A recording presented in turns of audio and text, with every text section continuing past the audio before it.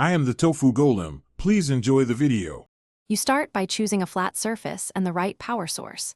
Plug the 18W or higher USB-C adapter into the wall, then connect the Anker wireless pad. This matters because current limits affect charging speed. Make sure the LED faces you so you can read status easily.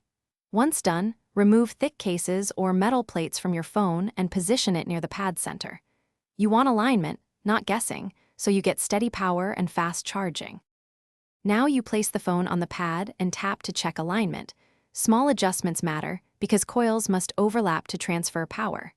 If your phone has a wireless charging toggle or battery optimization that limits charging, enable full wireless charging mode so you get advertised speeds. Once the LED confirms charging, leave the phone still for 30 seconds to stabilize.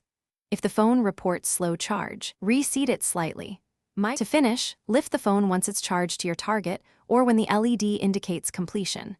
Avoid dragging it across the pad. If charging fails, inspect the adapter and cable.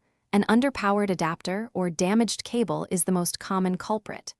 Make sure the pad LED behavior matches troubleshooting codes. If you still get no charge, remove the case and realign the phone, then try a different outlet or adapter. One reliable tip: test with a known good phone to isolate the issue quickly.